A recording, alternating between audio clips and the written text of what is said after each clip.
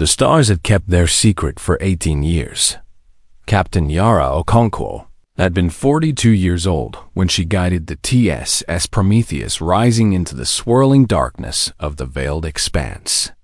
She had kissed her daughter goodbye at the orbital station, promised to return within 6 months, and walked onto the bridge of the finest exploration vessel humanity had ever built.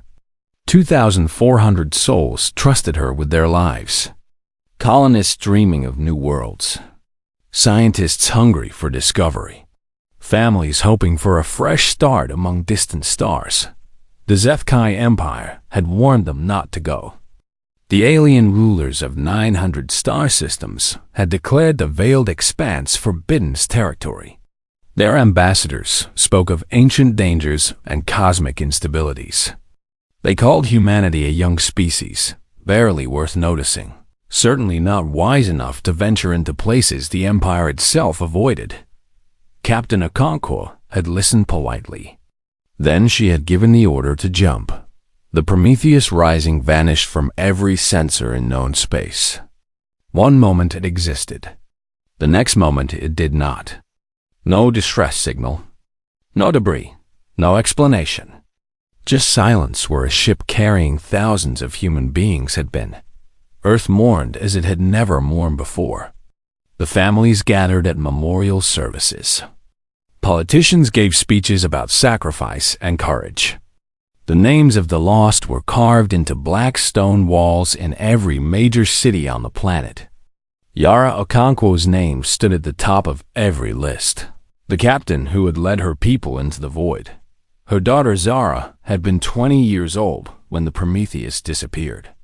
She had stood at the memorial wall in Geneva, touching her mother's name with trembling fingers, and made a promise. She would join the Terran fleet. She would rise through the ranks. She would watch the veiled expanse until the day she died, waiting for an answer that everyone told her would never come. The Zethkai Empire showed no sympathy. High Archon Velthax, the supreme military commander of Imperial forces, declared the loss a lesson in human foolishness. The young species had been warned. They had ignored the wisdom of their betters. Now they paid the price. The Empire forbade any search and rescue missions. Any Terran vessel approaching the expanse would be destroyed. Humanity had no choice but to accept these terms. The Empire's fleet numbered in the hundreds of thousands. Terran forces could barely protect their own borders. Fighting was not an option. So they watched and waited, and slowly began to forget. But Zara Okonkwo never forgot. She climbed the ranks of the Terran Navy with a determination that frightened her superiors. Lieutenant at 25. Commander at 30. Captain of her own vessel at 34. By the time she reached 38, she wore the stars of an admiral on her collar and commanded the entire Terran border fleet. 300 ships under her authority, all of them positioned along the edge of the veiled expanse. Her officers whispered that she was obsessed. They said she spent too many nights staring at sensor screens, searching for signals that would never appear. They worried about her health, her sanity, her judgment. But they also respected her. Admiral Okonkwo was the finest tactical mind in Terran history. If anyone could protect humanity from the Empire's contempt, it was her. The anniversary of the disappearance came every year like a wound that refused to heal. Zara always spent that day alone on the bridge of her flagship, the TSS Remembrance, watching the darkness where her mother had vanished. She would light a candle in the old Earth tradition and let it burn until morning. On the 18th anniversary, she sat in her command chair as the candle flickered beside her console. The bridge crew worked quietly, respecting her silence. Sensor officers monitored the usual empty void. Communication officers listened to the usual cosmic static. Everything was normal. Everything was as it had been for 18 years. Then a young lieutenant made a sound that Zara had never heard before. Something between a gasp and a prayer. The admiral turned. The lieutenant was staring at her screen with eyes so wide they seemed ready to fall from her face. Her hands shook as she adjusted her controls, checking and rechecking her readings. "Admiral," the lieutenant whispered. "Admiral, you need to see this." Zara crossed the bridge in 3 steps. She looked at the sensor display. For a long moment, she could not breathe. She could not think. She could only stare at the impossible data streaming across the screen. Something was emerging from the veiled expanse. Something large. Something broadcasting an identification code that had not been heard in 18 years. TSS Prometheus Rising. Terran exploration vessel. Captain Yara Okonkwo commanding. "It's not possible," someone said. "It has to be a trick. A false signal. Something the Empire created to quiet," Zara commanded. Her voice did not shake. Her hands did not tremble. She was an admiral. She had trained her whole life for moments that required absolute control. But inside her chest, her heart was beating so hard, she thought it might break through her ribs. She opened a channel to the approaching vessel. Static hissed through the speakers. Then a voice emerged from the noise. A woman's voice. Older than Zara remembered. Weathered by time and experience. But unmistakable. Unforgettable. The voice that had sung her lullabies and told her stories and promised to return. "Terran vessel, this is Captain Yara Okonkwo of the Prometheus Rising. We are coming home. Please respond." Zara gripped the edge of the console so hard her knuckles turned white.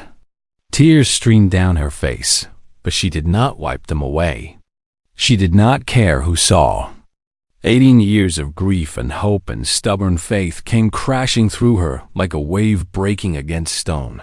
"Prometheus Rising," she said. "This is Admiral Zara Okonkwo of the Terran border fleet." She paused.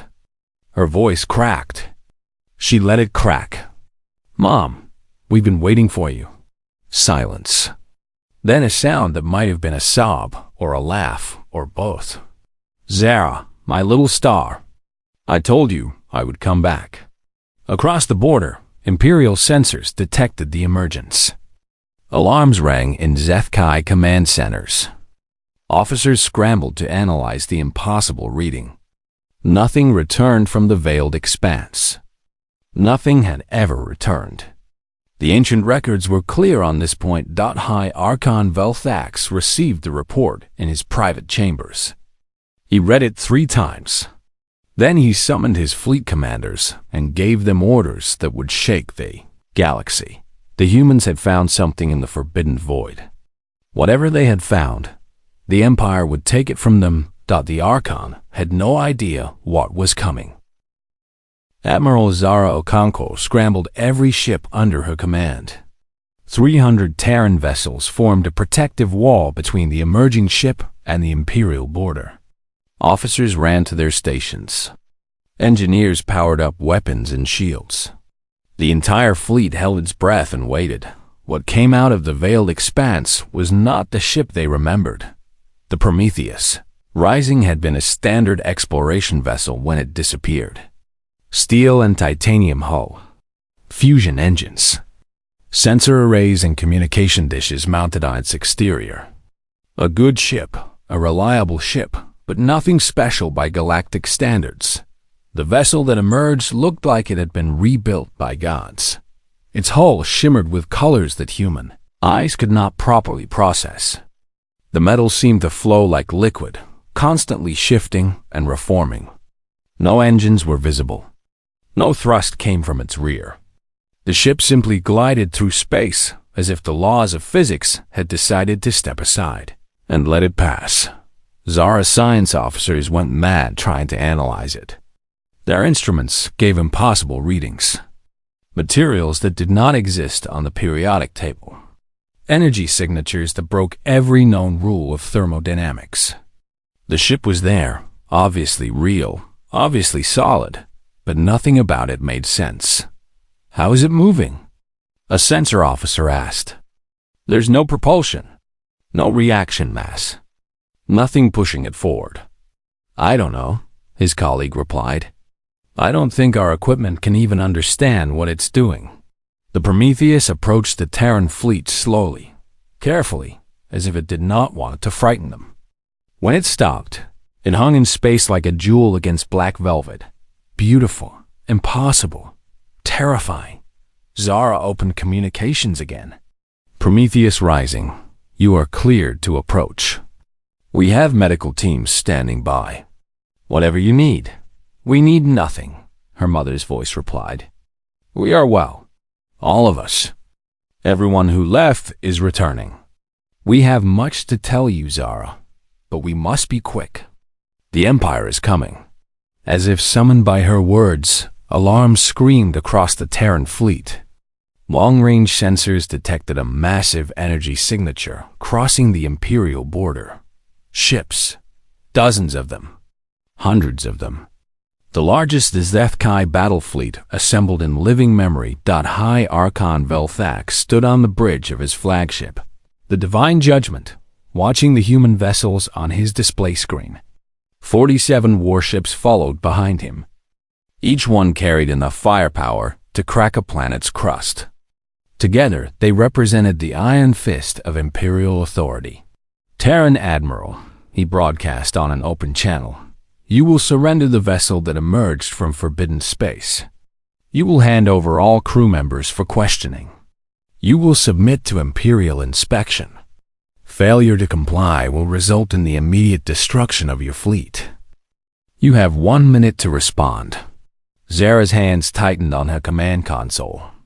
300 ships against 47 sounded like good odds. But she knew better. HFY technology was centuries ahead of human designs.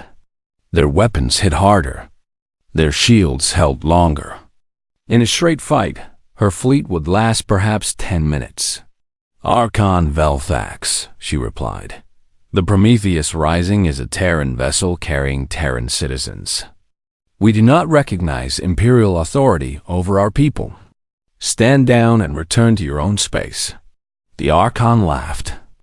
It was not a pleasant sound. Your people vanished into Forbidden's territory. Whatever emerged is no longer yours. It belongs to the Empire now. All secrets of the Expanse belong to the Empire. This is not negotiable. Before Zara could respond, a new voice entered the channel. Her mother, Archon Velthax. Archon Velthax. This is Captain Yara Okonkwo. I remember your name. 18 years ago, you forbade our rescue. You left us to die in the void. We did not die. We learned. And now we are going home. You will not stop us. The Archon's eyes narrowed. You speak bravely for someone surrounded by Imperial warships. Perhaps you do not understand your situation. Perhaps you do not understand yours. The Archon made a sharp gesture. His weapons officer entered firing commands. Across his fleet, gun ports opened. Energy weapons charged. Missile bays prepared to launch. Destroy the alien vessel, Velthax commanded. Capture survivors for interrogation. Scatter the Terran fleet. Show these children what happens when they defy the Empire. 47 warships fired simultaneously. The combined energy output could have burned the surface of a moon.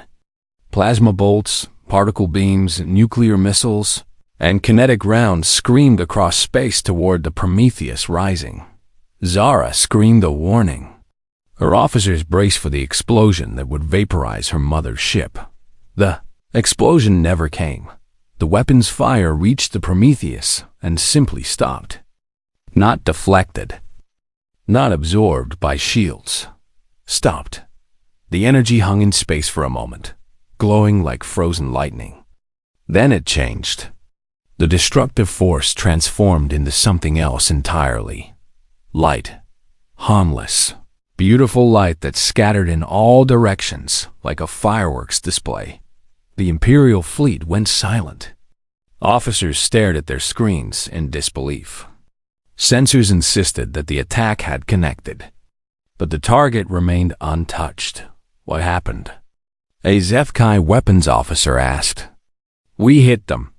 I saw it. We hit them directly. Unknown, the ship's computer replied. Energy dispersal mechanism not recognized. Unable to analyze. Archon Velfax leaned forward in his command chair. His face showed an emotion that no one had seen on it before. Fear. Fire again, he ordered. All weapons. Maximum power. Fire until that ship is dust. They fired. Again and again. Every gun, every missile, every weapon in the arsenal of 47 Imperial warships. The space around the Prometheus filled with death and destruction, and none of it mattered. The ship did not dodge. It did not run. It did not even raise shields. It simply existed, untouched, unchanged, while the fury of an empire washed over it like water over stone. Then the Prometheus moved. Zara had commanded ships for 15 years. She understood physics.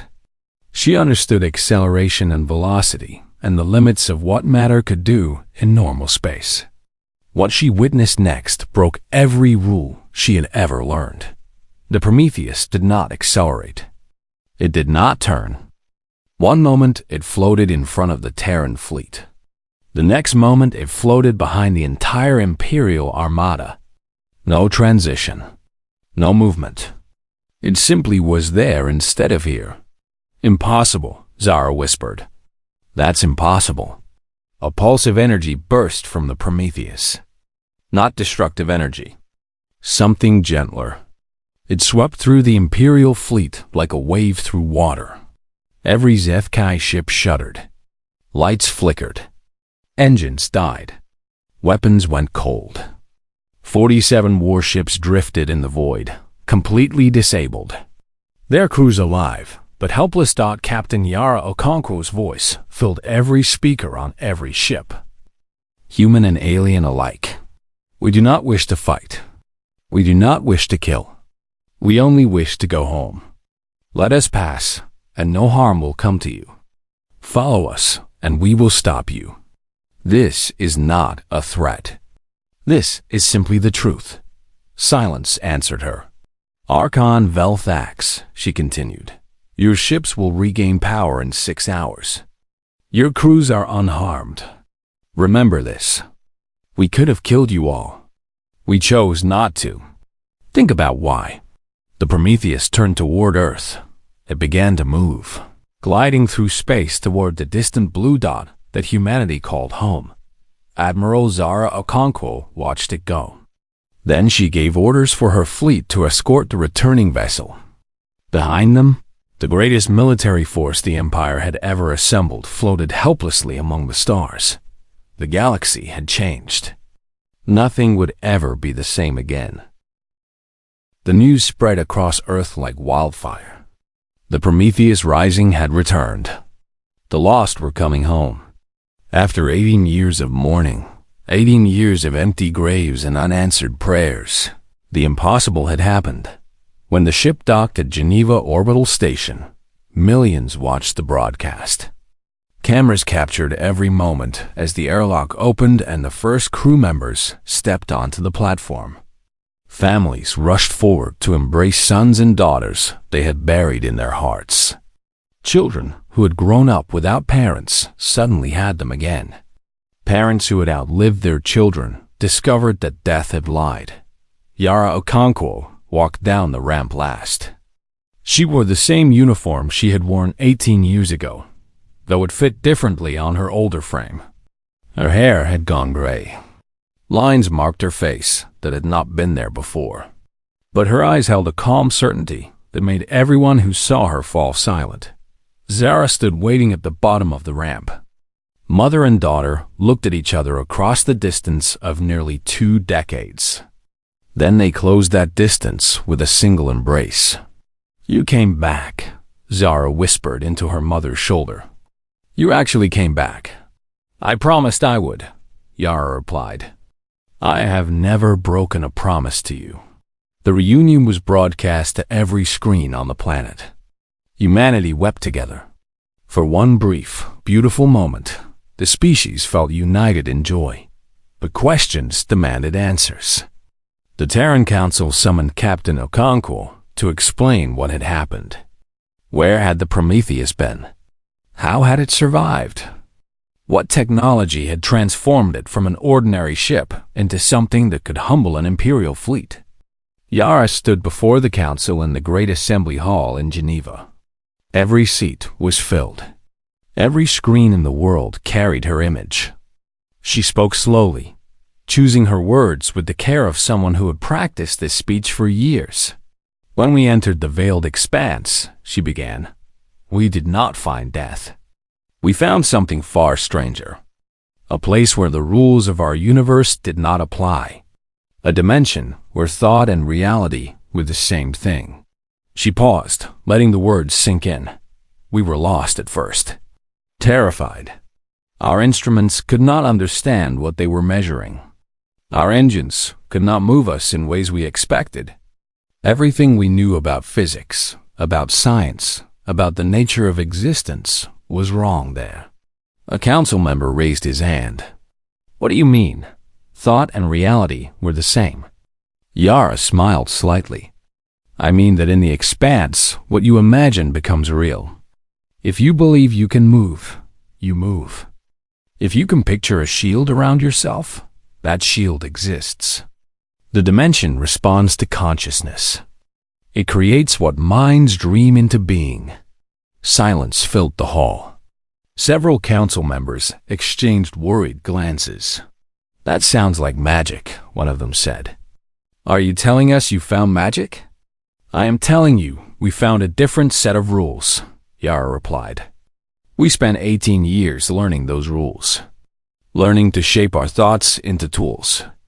Learning to build with imagination instead of metal. The ship you see now is not the ship we left with. We rebuilt it, piece by piece, using nothing but our minds and the strange physics of the expanse. She gestured, and images appeared in the air above the council table. Not projections from any device. Simply images that she had willed into existence. This technology is not something that can be stolen, she continued. It is not something that can be copied. It responds only to minds that are open, creative, and free from rigid thinking. It requires imagination. It requires flexibility. It requires the ability to believe in possibilities that have never existed before. Another council member leaned forward.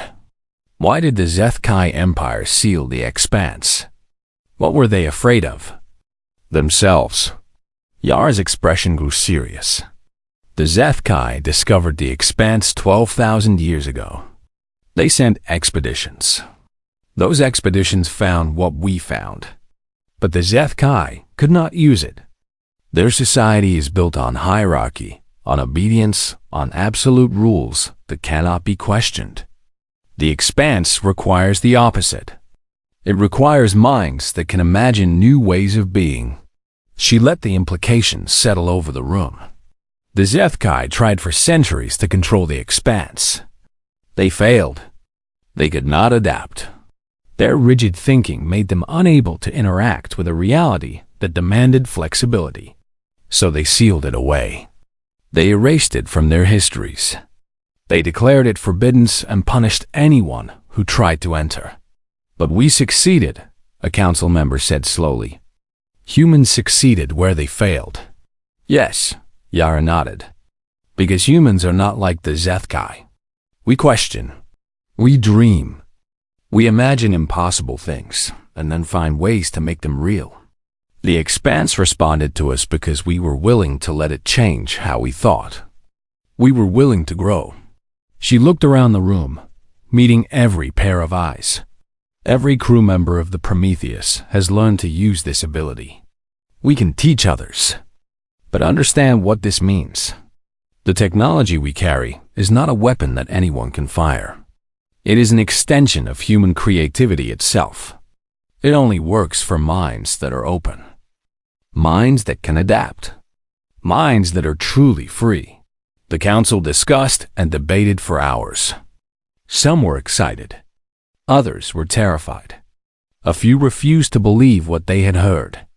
But the evidence was undeniable. The Prometheus existed. Its abilities were real. Humanity had stumbled upon something that could change everything. Meanwhile, across the galaxy, Archon Velthax stood before the Zethkai High Conclave. His humiliation burned in his chest like acid. 47 ships disabled by a single human vessel. His reputation destroyed. His authority questioned by subordinates who had witnessed his failure. The humans have accessed the Forbidden Zone, he declared. They have obtained abilities that belong to the Empire by ancient right. They must be punished. Their world must be burned. Their species must be erased from existence. The High Conclave murmured among themselves. Some agreed with the Archon.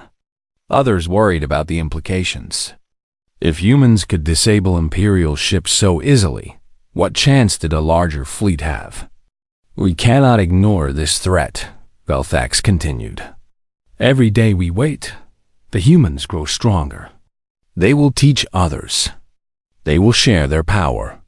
Soon every minor species in the galaxy will look at the Empire and see weakness instead of strength. He slammed his fist against the ancient podium. I demand a full mobilization. Every ship, every soldier, every weapon we possess. We will crush the humans before they can spread their contamination further. We will show the galaxy that the Empire does not tolerate defiance. The High Conclave voted. The decision was unanimous. War. 10,000 ships would descend upon human space. The largest fleet in galactic history would erase humanity from existence. The Zethkai Empire would demonstrate its power one final time. Back on Earth, Yara Okonkwo received the news with a calm that surprised everyone around her. She had expected this. She had prepared for this. The Empire would come with all its fury and all its might, and humanity would show them something they had never seen before. They think they are going to war, she told her daughter quietly. They do not understand. There will be no war. Not the kind they imagine. Zara frowned. What do you mean? Yara smiled. It was the smile of a teacher about to reveal a wonderful secret. You will see. The whole galaxy will see. The Imperial Armada crossed into human space like a storm of metal and fire. 10,000 ships. The largest fleet ever assembled in galactic history. Dreadnoughts the size of small moons. Carriers holding thousands of fighter craft. Destroyers bristling with weapons that could crack planets. All of them hungry for human blood. Archon Velthax stood at the center of his command platform, watching the displays that showed his unstoppable force moving toward Earth. He had waited months for this moment. He had planned every detail. This time there would be no mistakes. This time he would not underestimate the humans. Deploy the fleet in attack formation, he ordered. All weapons charged, all shields at maximum. We strike Earth first. Once their homeworld burns, the rest will surrender or die. His officers moved with practiced efficiency. Commands rippled through the fleet. 10,000 ships arranged themselves into a formation designed for maximum destruction. Ahead of them, the Terran defense fleet waited. Only 500 ships. Smaller than Imperial vessels. Less powerful by every standard measurement. Admiral Zara Okonkwo commanded from the bridge of her flagship, watching the approaching swarm with a strange calmness. Admiral, her tactical officer reported, we are outnumbered 20 to 1. Our weapons cannot penetrate their shields. Their weapons will tear through ours like paper. I calculate our survival time at approximately 8 minutes. Thank you for that analysis, Zara replied. It will not be needed.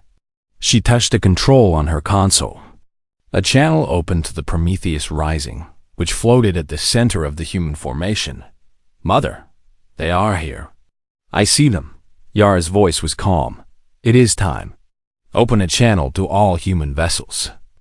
And make sure the Imperial fleet can hear this. Zara did as instructed. Every ship, human and Zethkai alike, received the transmission. To all human crews, Yara announced. Remember what we taught you. Remember what you learned. This is not a battle. This is a demonstration. Show them what we have become. Across the Terran fleet, crew members closed their eyes. They had trained for this moment. The survivors of the Prometheus had spent months teaching anyone willing to learn. Not everyone could use the Expanse technology. It required a certain openness of mind that some people struggled to achieve. But enough had learned. Enough were ready. The Terran ships began to shimmer. Their hulls shifted, transformed, became something new. The crude metal and ceramic of human engineering merged with something impossible.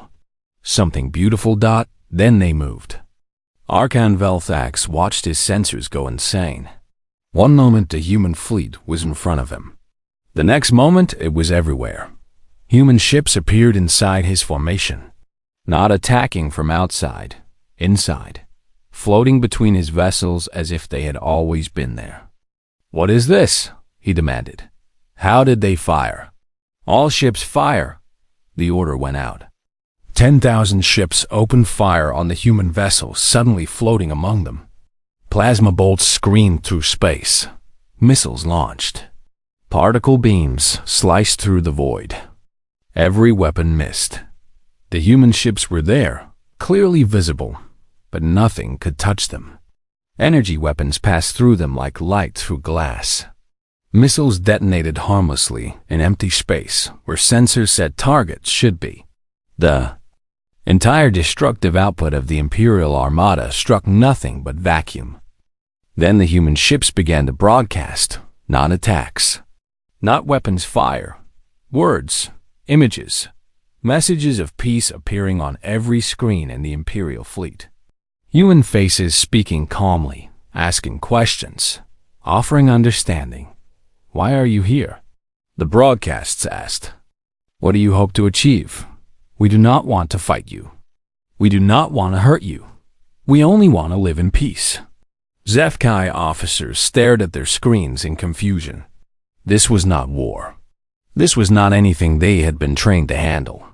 Arkan Velthax raged at his command staff. "Ignore the transmissions. Find a way to hit those ships. Override the targeting systems. Do something." His weapons officer worked frantically at her console. "Sir, I am trying. But every time we lock on, the target moves. Not physically moves. It just changes location. Our computers cannot predict where they will be. Then fire, randomly. Fill space with so much destruction that nothing can survive." They tried. For hours, they tried. The Imperial fleet expended more ammunition than it had used in the previous century of galactic peacekeeping. The void around Earth filled with fire and death, and still no human ship took damage. Worse, things began to go wrong for the Imperial vessels. Weapons malfunctioned in strange ways. A destroyer fired a missile that transformed mid-flight into a burst of flowers that scattered harmlessly against its target. A dreadnought's main cannon produced a beam of pure light that spelled out human poetry across the darkness. A carrier's fighter bay opened to release, not attack craft, but thousands of paper birds that drifted through space like a gentle snowstorm. The human ships did not attack. They did not need to. They simply changed what the Imperial weapons did. Turned death into beauty. Transformed destruction into art. And all the while, they kept broadcasting. "Your weapons cannot hurt us. Our technology does not work through force. It works through imagination, through creativity, through the willingness to see things differently. You cannot defeat us because your way of thinking cannot even touch us." Junior officers on Imperial ships began to listen. They had been trained to obey without question. But questions formed in their minds anyway. Why had the Expanse been sealed? What had their ancestors found there? Why did the humans possess abilities that the Empire could not understand? One young lieutenant on a destroyer gathered his courage and spoke to his captain.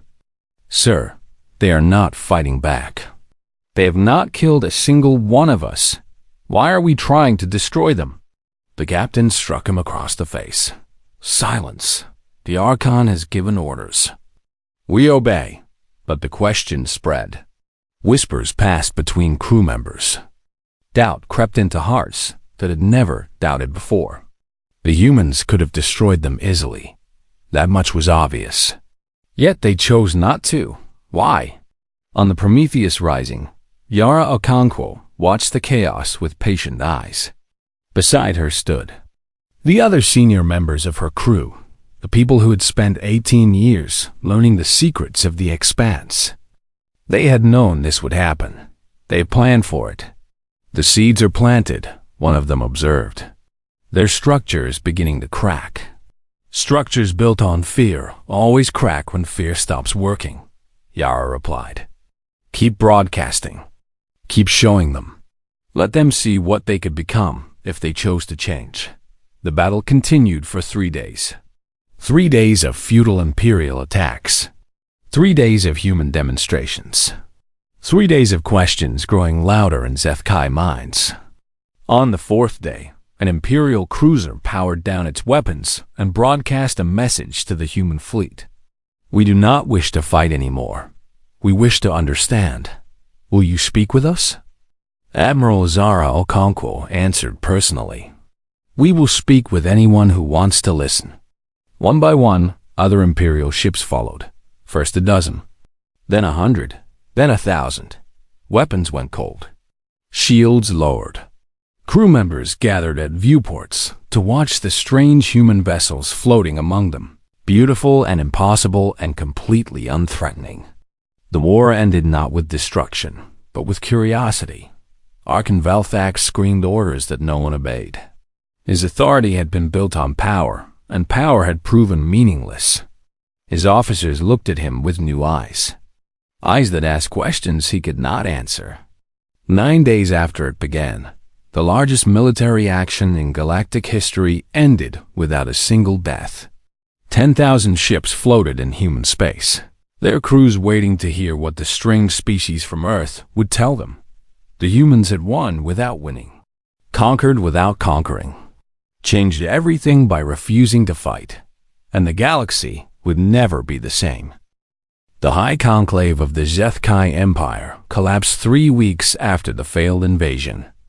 12,000 years of unbroken rule ended not with revolution or bloodshed, but with questions that could not be silenced. Junior officers demanded explanations. Citizens asked why the Expanse had been sealed. Historians dug in the ancient records. That had been forbidden for millennia. The answers they found shattered the foundations of imperial authority.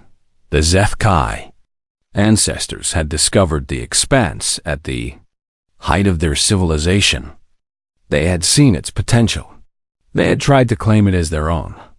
But the Expanse did not respond to commands. It did not obey hierarchies. It required something the ancient Zethkai could not provide: the willingness to change, to grow, to imagine possibilities beyond their rigid traditions. So they had sealed it. They had forbidden it. They had built an entire empire on the foundation of avoiding the one truth they could not face: that their way of being had limits they chose not to transcend. Now a young species from a small planet had shown the galaxy what the Zethkai had been too afraid to become. Archon Velthax was stripped of his rank and titles. His fleet commanders turned away from him. His officers refused to meet his eyes. He had led them to a humiliation so complete that military records had no category for it. He had been beaten without a single shot landing. He had been defeated by kindness. A message reached him through private channels. Captain Yara Okonkwo requested a meeting. Against all advice, against all instinct, he accepted. They met on a neutral station at the edge of human space. The former Archon wore civilian clothes now, his medals and insignia stripped away. He looked smaller without them, older, tired in ways that went beyond physical exhaustion. Yara waited for him in a simple room with 2 chairs and a window showing the stars.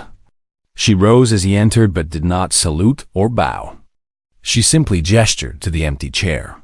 "Thank you for coming," she said. Velthax sat heavily.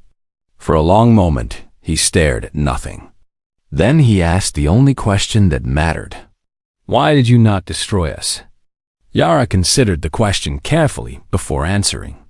"Because destruction is easy. Any fool with enough weapons can destroy. We spent 18 years learning something harder. We learned to build. Build what? Possibilities." She leaned forward slightly. "When we first entered the Expanse, we were as frightened as your ancestors were. Everything we knew was wrong there. Our machines did not work. Our bodies did not obey normal physics. We floated in a void where thought was the only real thing." Velthax listened despite himself. This was what he had come to understand. "We could have gone mad," Yara continued. "Some of us nearly did. But we chose differently. We chose to adapt, to learn, to become something new instead of clinging to what we had been. It took 18 years. 18 years of struggle and failure and small victories. But in the end, we found a way to work with the Expanse instead of against it. And we could not," Velthax said bitterly, "because we are too rigid, too bound by tradition, too afraid to change." "You were afraid," Yara agreed. "But fear is not permanent. Fear can be overcome. That is why we did not destroy your fleet. That is why we did not kill your crews. Dead people cannot change. Dead civilizations cannot grow. We wanted you to survive so you could choose differently." The former Archon shook his head. "You do not understand our society. 12,000 years of structure. 12,000 years of hierarchy. You cannot simply tell us to think differently and expect it to happen. We do not expect it to be easy." Yara smiled slightly. "Nothing worth doing is easy. But we can help. We can teach.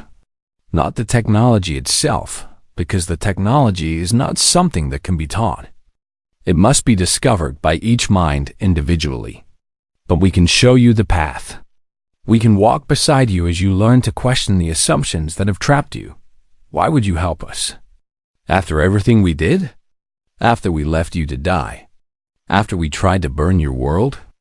Because that is what the Expanse taught us." Yara's voice was gentle but firm. "Compassion is not weakness. Forgiveness is not surrender. The universe is vast enough for all of us. And enemies can become friends if someone has the courage to offer the first hand." She extended her hand across the space between them. Palm up, open, waiting. Velthax stared at it for a long time.